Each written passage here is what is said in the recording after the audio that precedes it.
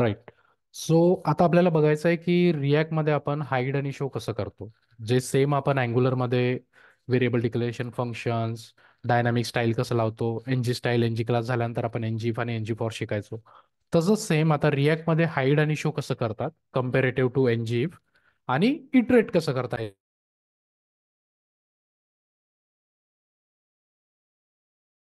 Sorry.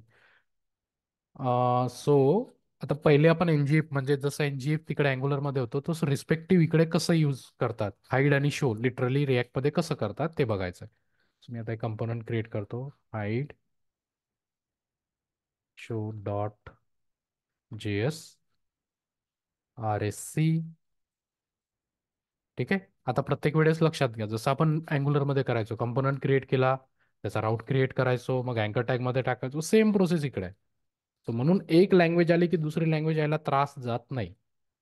Component create केला, route create करूया, राऊटचं नाव show hyphen hide. कोणता कंपोनंट लोड करायचा आहे? Show hide. हाईड शो नाव दिलं का मी? ठीक आहे. Hide show, hide show. हे इथे लिहिल्याबरोबर वरती इम्पोर्ट ऑटोमॅटिकली ऍड होतं. ओके. त्यानंतर आपल्याला हेडरमध्ये एक नेव्हिगेशन लिंक पण टाकायची. सो याला कॉपी करूया, पेस्ट. इथे आपण जे राऊटचं नाव क्रिएट केलं ते घ्यायचं, इथे द्यायचं शो हाईड. आता आपण स्टाईलमध्ये जो स्ट्रक्चर बनवला होता तो मी थोडासा कॉपी पेस्ट करून घेतो, म्हणजे तेवढाच टाइम वाचेल आपला.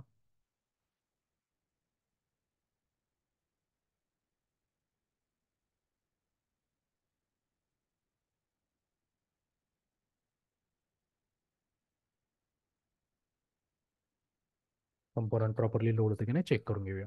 नाव आता शो हाईडवर जर क्लिक केलं so you can see component आपला लोड होतोय हाईड आणि शोवाला. आता थोडंसं सिनेरिओ डिवाइस करून घेऊया. अं, हा जसा डिव आहे याला P2 म्हटलं, याला BG प्रायमरी देऊया आणि div1. ओके. P3 करूया याला. जसा हा रो आहे याच्या खाली अजून एक रो क्रिएट करतो मी. याच्यात बटन घेऊया हाईड आणि शोसाठी.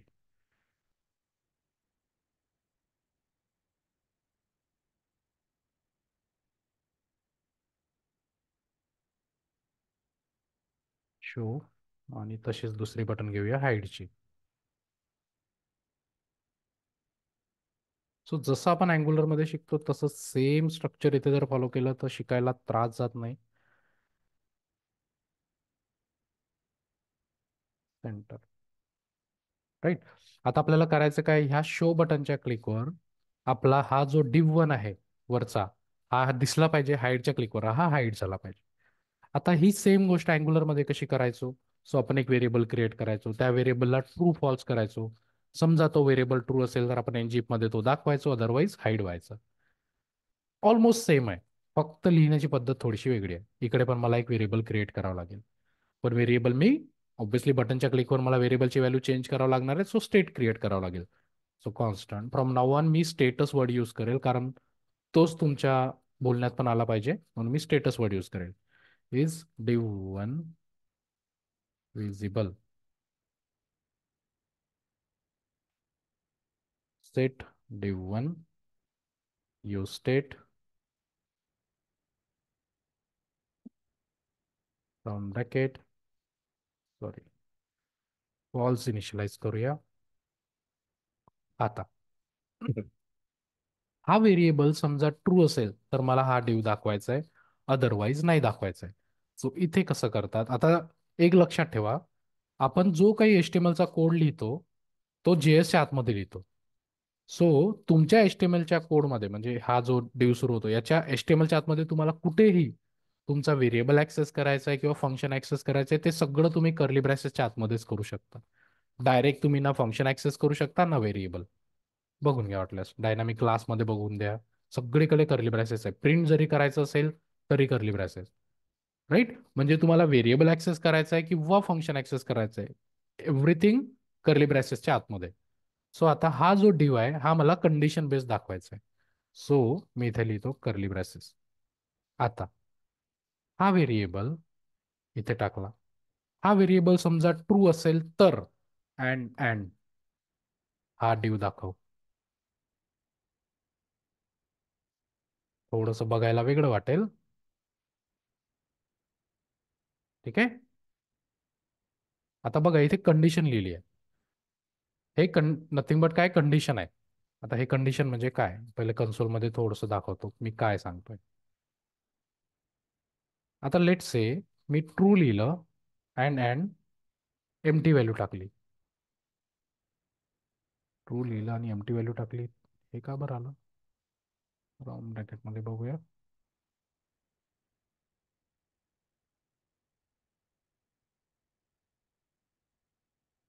अरे हे काय आउटपुट आहे, कोणाला लक्षात येत आहे?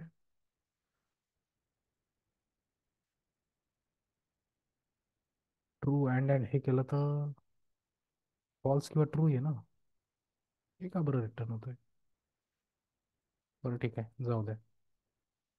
ठीक आहे, आता मी कोड एक्सप्लेन करतो. रिॲक्टमध्ये जे कंडिशनल बेस रेंडरिंग म्हणतो, म्हणजे आपण अँग्युलरमध्ये आपण त्याला हाईड आणि एनजीएफने आपण अचीव करायचो. इकडे त्याच गोष्टीला कंडिशनल रेंडरिंग म्हणतात. म्हणजे हा ड्यू केव्हा रेंडर होणार? समजा हा व्हेरिएबल ट्रू असेल तर.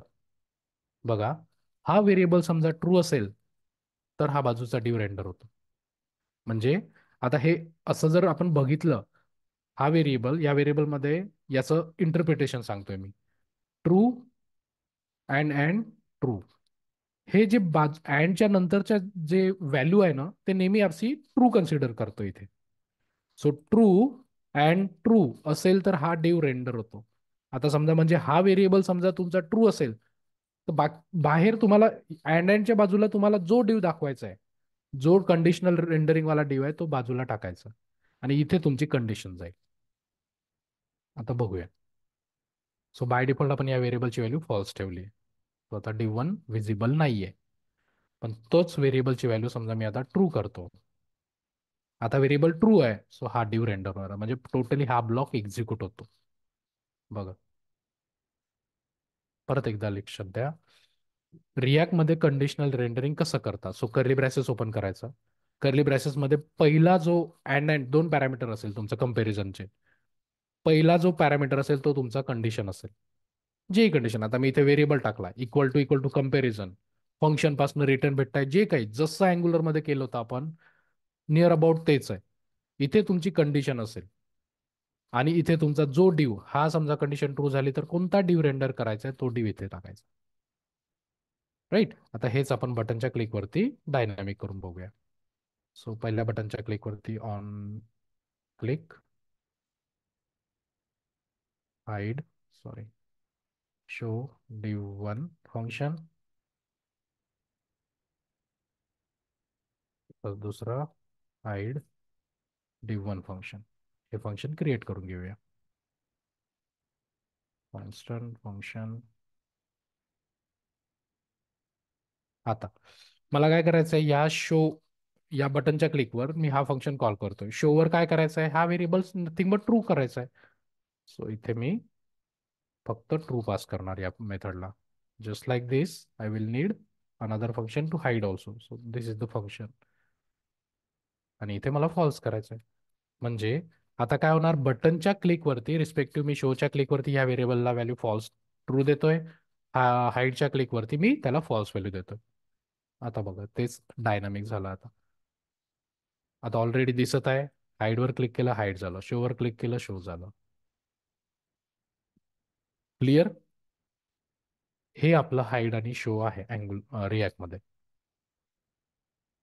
व्हेरिएबल म्हणजे इथे तुमची कंडिशन. आता कंडिशन जसं आपण अँग्युलर मध्ये बघितलं होतं, एक तर व्हेरिएबल पासून व्हॅल्यू भेटू द्या, कंपॅरिझन पासून भेटू द्या, किंवा एखाद्या फंक्शन पासून सुद्धा भेटू द्या, ते सगळे तीन सेम रूल.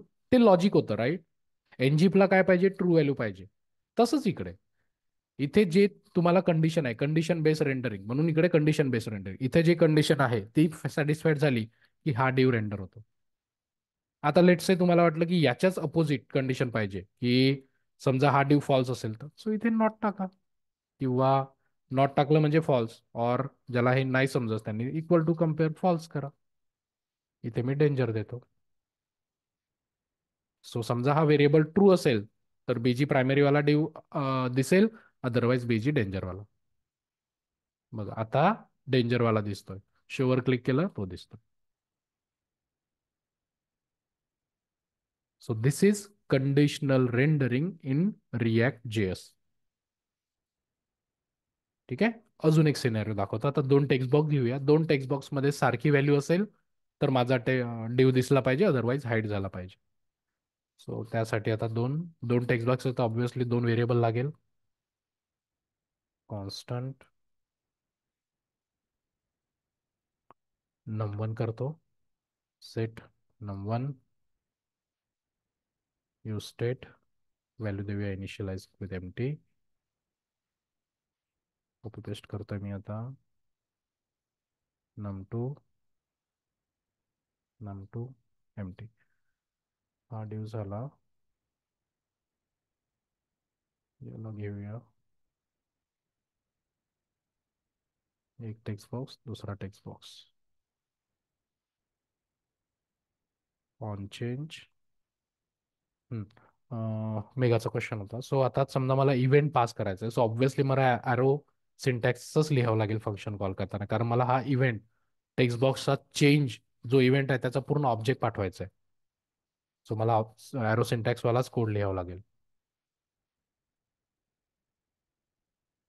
आता हे दोन व्हेरिएबल आहे, या दोन व्हेरिएबलची व्हॅल्यू चेंज करण्यासाठी फंक्शन लागेल. So constant on num1 change event येणार आहे. सेट num1 ला पास करायचा आहे event dot target dot value. So रोज रोज समजा तुम्ही ही प्रॅक्टिस करताय तर तुम्हाला ह्या गोष्टी पाठ होऊन जातात किंवा समजायला पण लागतात. पाठ नाही झाल्या तर समजायला तर लागतीलच. दोनपैकी एक होतं. फक्त प्रॅक्टिस, जितकी जास्त प्रॅक्टिस करता येते तितकी जास्त प्रॅक्टिस करा. रिॲक्ट इझी आहे. फक्त ते थोडंसं काय म्हणतो आपण, कोणते युट्यूबचे व्हिडिओ फॉलोज करतो आणि कसं शिकतोय त्यावर सगळं डिपेंड आहे. इव्हेंट. सो दोन्ही टेक्स्ट बॉक्सच्या चेंजवर आपण दोन वेगवेगळे इव्हेंट कॉल केले. त्या दोन्ही वेगवेगळ्या इव्हेंटमध्ये आपल्या व्हेरिएबलची व्हॅल्यू सेट केली. आता माझ्याकडे दोन व्हेरिएबल आहे, num1 आणि num2. आता या डिव मधला हा जो डिव आहे div2, हा केव्हा दिसला पाहिजे? समजा माझ्या दोन्ही टेक्स्ट बॉक्समध्ये सेम व्हॅल्यू असेल तरच. सो आता मला condition base curly bracket num1 equal to num2 असेल तर अँड हा जो डिव आहे जो कंडिशन बेस आहे तो कर्ली ब्रॅकेटच्या आतमध्ये अँडच्या नंतर टाकून द्यायचा. That's it. सेव्ह करून चेक करूया आता. फोर करूया बीजी सेकंडरी. इनिशियली काय केलं आपण? दोन्ही व्हॅल्यू सेम असेल तर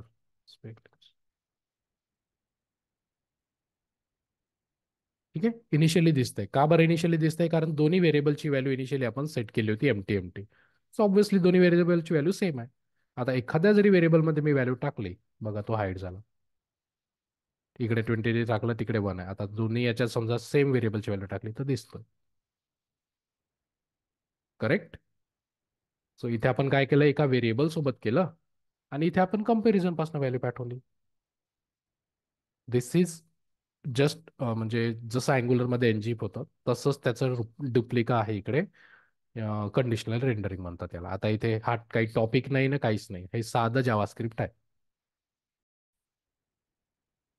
सो आफ्टर हाईड आणि शो आता आपल्याला एनजी फॉर म्हणजे एलिमेंट इटरेट कसे करतात ते बघायचं आहे. सो त्याला आपण इकडे युझिंग मॅप ऑपरेटर करतो. आता जावास्क्रिप्टमध्ये मॅप ऑपरेटर आपल्याला माहिती आहे की मॅप ऑपरेटर कशासाठी यूज करतो, तर इटरेट करण्यासाठी. अरेवर, ऑब्जेक्टमधल्या कीजवर, ऑब्जेक्टमधल्या व्हॅल्यूजवर काहीतरी कलेक्शन आहे त्याच्यावर इटरेट करण्यासाठी आपण मॅप ऑपरेटर यूज करतो. आता त्या मॅप ऑपरेटरचा यूज करूनच इकडे डायनॅमिक एलिमेंट क्रिएट केल्या जातात. बघूया आता. So map map operator dot JS नावाचं कंपोनंट क्रिएट करतोय मी. RSC ॲप डॉट जेएस मध्ये मला राऊट ऍड करावं लागेल. मॅप ओपी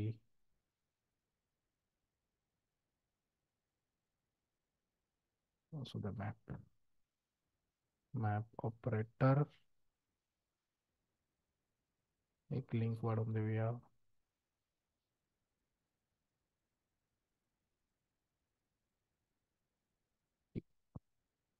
आता मी एक साधा अरे बनवतो कॉन्स्टंट सिटी लिस्ट नावाचा. ओके, आता या व्हेरिएबलची व्हॅल्यू मी चेंज नाही करणार म्हणून मी साधा बनवतोय. स्टेट बनवायची गरज नाही आहे मला. पुणे, मुंबई, नागपूर, ठाणे. राईट. सो मी काय केलंय, एक व्हेरिएबल क्रिएट केला, त्याच्यात 4 एलिमेंट ठेवले आहे. आता जसं अँग्युलरमध्ये माहित होतं, अँग्युलरमध्ये पण आपण अरे क्रिएट करायचो आणि अरेवरती फॉर लूप फिरवून आपण जो एलिमेंट डायनामिक करायचा आहे त्याच्यावर आपण एनजी फॉर लावायचो. आता इकडे ते सेम गोष्ट कशी करतात ते बघूया. आता सेम सिंटॅक्स अँग्युलर 17 मध्ये पण आलाय. जसा रिॲक्ट मध्ये आहे ना, जो आता आपण शिकणार आहोत, तसाच kind of same syntax angular 17 मध्ये सुद्धा आलाय. सो आता ड्यू क्लास रो घेऊया. Due class call 3. पहिले ULLI बघून घेऊया. आता ऑब्व्हियसली ULLI आपल्याला करायचं आहे, तर LI रिपीट होणार आहे. सो जो एलिमेंट तुम्हाला रिपीट करायचा आहे त्याच्या आधी तुम्हाला फॉर लूप फिरवायचं आहे. पहिले कर्ली ब्रॅकेट घ्यायचं. कशावर फॉर लूप फिरवतो आपण? मॅपवर. So city list dot map. Okay. आता मॅपला दोन म्हणजे तसे 3 पॅरामीटर असतात बघा इथे, व्हॅल्यू, इंडेक्स आणि अरे. सो आपल्याला काय पाहिजे? फक्त अरे. तिसऱ्या ऑप्शनची आपल्याला गरज नाहीये. सो पहिला मी आता मला फक्त ULLI प्रिंट करायचं, तर मी फक्त व्हॅल्यू ऍक्सेस करतो. सो इथे लिहितो मी city arrow syntax return round bracket. Wait, काहीतरी चुकलं माझं.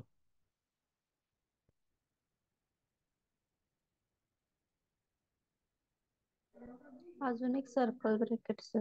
हा सर, अजून एक राऊंड ब्रॅकेट पाहिजे याच्यामध्ये. सर्कल सिटीच्या आधी मॅप मध्ये. हा, तरी म्हटलं काय वेगळं लिहितोय. आरो ठीक आहे. करली. हा. सो असा सिंटॅक्स लिहितो आपण. हे जावास्क्रिप्टचं सिटी लिस्ट डॉट मॅप. त्याच्या आतमध्ये आपला ऑब्जेक्ट घेतला आपण, त्याच्यानंतर ॲरो सिंटॅक्स आणि नॉर्मल ॲरो सिंटॅक्स लिहिलाय. याच्या आतमध्ये आपल्याला रिटर्न करायचं. रिटर्न नंतर लिहायचं राऊंड ब्रॅकेट. राऊंड ब्रॅकेटच्या आतमध्ये जो एलिमेंट आपल्याला इटरेट करायचा आहे तो एलिमेंट आपल्या राऊंड ब्रॅकेटच्या आतमध्ये जाईल. या केसमध्ये आपल्याला इटरेट काय करायचं? LI. आणि LIच्या आतमध्ये सिंगल कोटने ऍक्सेस करायचं सिटी.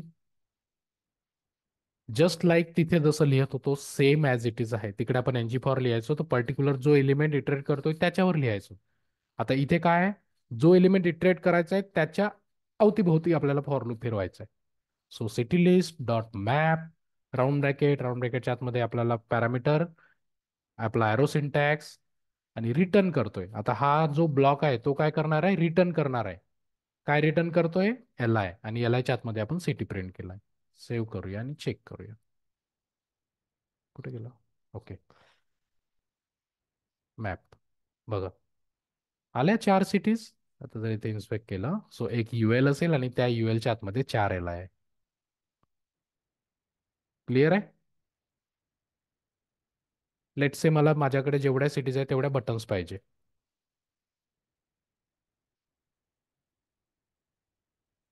सो याच्या आतमध्ये मला काय पाहिजे? डायरेक्टली बटन्स पाहिजे तेवढ्या.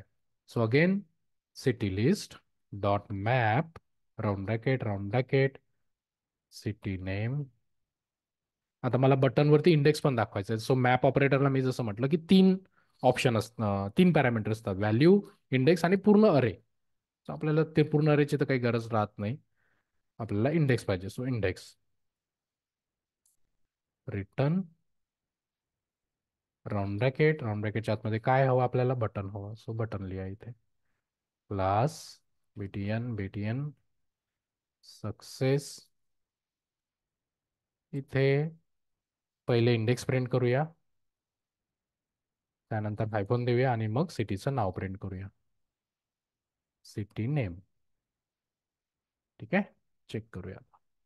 बघा आलं 0 1, जसं आपलं तिकडे पण इंडेक्स नॉर्मली 0 पासून स्टार्ट व्हायचं, +1 करायचं म्हणजे 1 पासून. 1 2 3 4 5 बटन झाले. हे साध्या अरे सोबत झालं. याच्यासोबत पण दाखवून देतो आपण जे नॉर्मली यूज करतो, ड्रॉपडाऊन. सो सिलेक्ट, कशावर फिरावं लागेल, ऑब्व्हियसली ऑप्शन मल्टिपल, सो इथे कर्ली ब्रॅकेट द्यायचं. परत city list dot map, round bracket city return round bracket. काय पाहिजे आपल्याला, ऑप्शन्स मल्टिपल पाहिजे, सो ऑप्शनच्या आतमध्ये तुमचं सिटी देऊन द्या. सो ड्रॉपडाऊन मध्ये आपले तेवढे ऑप्शन्स क्रिएट होतील. हे साध्या स्ट्रिंग किंवा इंटिजर किंवा प्रिमिटिव्ह डेटा टाईपवाल्या अरे सोबत. सो हा आपला साध्या स्ट्रिंगच्या अरे सोबत होता. जस्ट लाईक दॅट आता अरे ऑफ ऑब्जेक्ट सोबत पण बघून घेऊया. Let's say student list is equal to array, आणि त्याच्या आतमध्ये आता मी ऑब्जेक्ट बनवतो, नेम चेतन, कॉन्टॅक्ट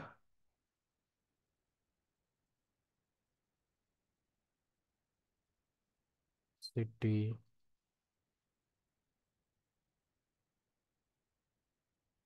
हा एक एलिमेंट झाला.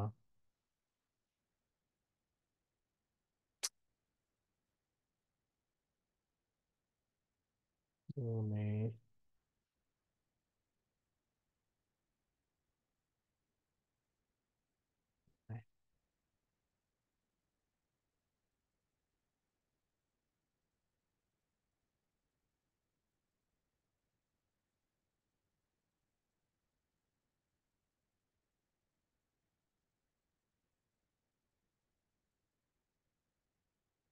ठीक आहे. सो माझ्याकडे स्टुडंट लिस्ट नावाचा अरे आहे, त्याच्यात 4 एलिमेंट आहे. आता परत हा डाऊट नाही आला पाहिजे की स्टेट सोबत कसा फिरवायचा. डेटा कशात पण येऊ द्या, ह्या अशा व्हेरिएबल पासून येऊ द्या किंवा स्टेट पासून येऊ द्या, हा कोड तुमचा तसाच असेल. पण जस्ट बिकॉज आपण व्हेरिएबलची व्हॅल्यू चेंज नाही करणार आहोत, म्हणून मी असा व्हेरिएबल क्रिएट केला. राईट.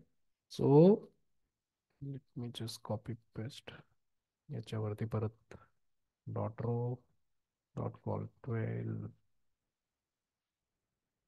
6 घेऊया. आता पहिले साधा ड्रॉपडाऊन बघूया. आता अरे ऑफ ऑब्जेक्ट सोबत ड्रॉपडाऊन आपण कसा बनवतो. सो सिलेक्ट, परत राऊंड ब्रॅकेट, स्टुडंट लिस्टवर फॉर लूप फिरवायचा आहे. So student list dot map round bracket आतमध्ये round bracket item arrow syntax return round bracket. काय बनवायचं आहे डायनामिक, सो ऑप्शन बनवायचा आहे. आता इथे आपण व्हॅल्यू द्यायचो, राईट. आता हा काय, अच्छा आपल्याकडे आयडी नाही आहे, नाही आयडी टाकून देऊया, ID:1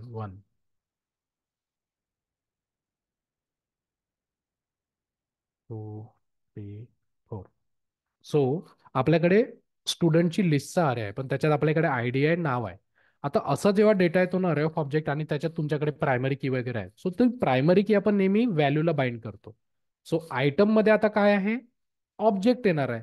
सो ऑब्जेक्ट आपण डायरेक्ट बाइंड नाही करू. सो ऑब्जेक्ट डॉट व्हॅल्यूला काय बाइंड करायचं आहे, आयडी, आणि दाखवताना काय दाखवायचं आहे, नेम. सो आयटम डॉट दाखवायचं काय, नेम. That's it. बघ आता इथे आला, दिसताना आपला हे दिसतं, पण याला जर तुम्ही इन्स्पेक्ट केलं, सो इथे ऑप्शन मध्ये बघा, व्हॅल्यू मध्ये बरोबर त्याची व्हॅल्यू गेली आहे ना, दाखवताना आपण नाव दाखवतोय. Just like that. आता टेबल बघून घेऊया. हा डिव झाला, याच्या बाजूला call 6 table T head TR TH serial number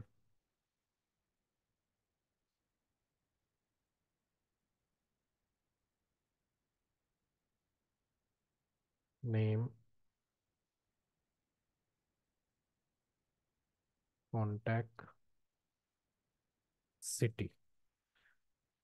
last लावून देऊया टेबल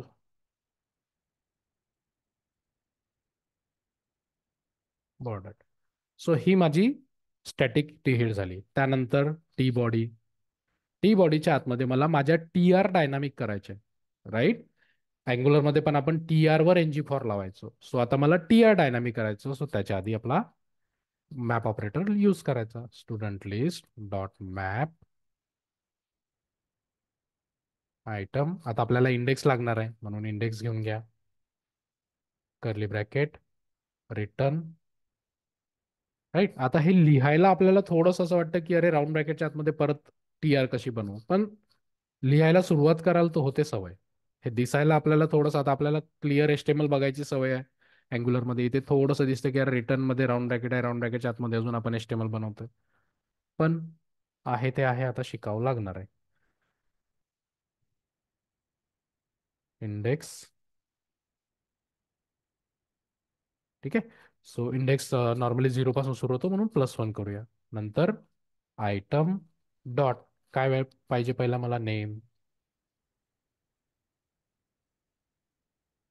डॉट नंतर मला कॉन्टॅक्ट नंबर दाखवायचा आहे आणि लास्टला सिटी दाखवायची. सेव्ह करूया. बघा आला टेबल. सो जसं आपण अँग्युलरमध्ये करत होतो तसंच. साधा स्ट्रिंगचा अरे असेल तर डायरेक्टली बाइंड करा, हे असं डायरेक्टली व्हॅल्यू ऍक्सेस करा. अरे ऑफ ऑब्जेक्ट असेल तर ऑब्व्हियसली डॉट करून ऍक्सेस करावं लागेल. बाकी जसंच्या तसं, राईट. आता तिकडे जसं अँग्युलरमध्ये आपल्याकडे फर्स्ट आणि लास्ट वगैरे होतो ते इकडे नाही आहे, कारण हे जावास्क्रिप्टचा कोड आहे. मॅपमध्ये फक्त 3च पॅरामीटर भेटतात. काय म्हणतो त्याला, आपला एलिमेंट, इंडेक्स आणि पूर्ण अरे, दॅट्स इट.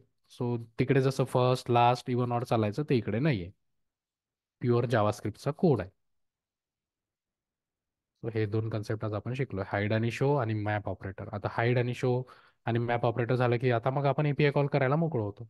कारण एपीआय कॉल करताना ह्या सगळ्या गोष्टी लागतात. फॉर्म कसा क्रिएट करतात, एपीआय कडून डेटा आला तो दाखवतात कसा. सो आपले बेसिक जे एकदम प्रोजेक्टवर काम करण्यासाठी 4-5 गोष्टी लागतात त्या झाल्या आहेत. आता एपीआय कॉल केलं की राहिलंच काय, मग अजून वाटल्यास टॉपिक्स आहेत. म्हणजे रिॲक्टमध्ये समजा तुम्ही आता प्रत्येकाने जर बघितलं कोणतंही युट्यूबचं ट्युटोरियल बघा, 100च्या खाली तुम्हाला काय म्हणतात त्याला आपले हे नाही दिसणार प्लेलिस्टमध्ये. ऑलमोस्ट 100 तर सगळ्यांकडे असेल. आता ते 100 का बरं आहे? सो आपण हे जे टॉपिक बघितले पर्टिक्युलर स्टेटवाला आपला, जसं स्टेट बघितलं तर एका एपिसोडमध्ये ते स्टेटच सांगतील की स्टेट काय आहे. मग दुसऱ्या एपिसोडमध्ये सेट स्टेट काय आहे, मग अरे सोबत वेगळं, ऑब्जेक्ट सोबत वेगळं, असे डोंट नो का बरं तसे सगळेजण तसेच करताय. पण आता युट्यूबवरती तसंच आहे सगळं. पण असं पाहायला गेलं तर ते इतक्या इझिली पण शिकवू शकतात, पण ते आता नाही करत आहे. तेच वाटल्यास अँग्युलरचे प्रत्येक जण तितकं सॉफिस्टिकेटेड करून शिकवत आहे युट्यूबवर. पण रिॲक्ट नाही आहे तसं, म्हणून ते रिॲक्ट शिकायला पण हार्ड जात आहे. कितीही तुम्ही शोधलं तरी युट्यूबवर चांगले भेटत नाही. आता मी चैतन्याकडून शिकलो म्हणून हेच जमलं, तरी नाही तर मी युट्यूबवर 1 वर्ष झाला ट्राय करतो, नव्हतं जमत. एक तर 100 व्हिडिओज पाहून कोण करेल इतकं तो डाऊट येऊन जातो, तेवढा वेळ कोणाकडे आहे अजून. ओके. सो हाईड आणि शो, कंडिशनल रेंडरिंग असं करतो आपण. आणि त्यानंतर फॉर लूप कसा फिरवतात, तो युझिंग मॅप ऑपरेटर आपण फॉर लूप फिरवतो.